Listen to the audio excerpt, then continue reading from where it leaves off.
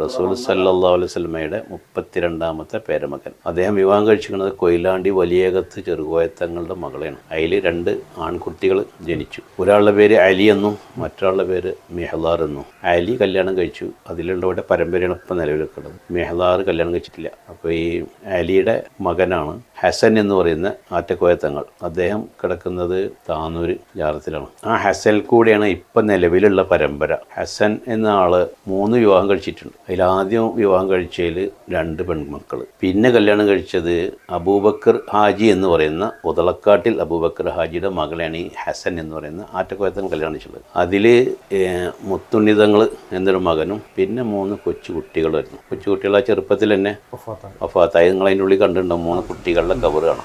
ഈ മുത്തുണ്ണിത്തങ്ങളിൽ കൂടിയാണ് ഇപ്പോൾ ഈ പരമ്പര പിന്തുടർന്ന് പോരുന്നത്. മുത്തുണ്ണിത്തങ്ങൾ 8 വിവാഹം കഴിച്ചിട്ടുണ്ട്. അതിൽ 12 മക്കളുണ്ട്. സിലോണിൽ നിന്ന് അടക്കം കല്യാണം കഴിച്ചിട്ടുണ്ട്. ഇപ്പം നിലവിൽ പറയുകയാണെങ്കിൽ 7 പുരുഷന്മാരും 3 സ്ത്രീകളുമാണ് പരമ്പരയായിട്ട് പറയാനുള്ളത്.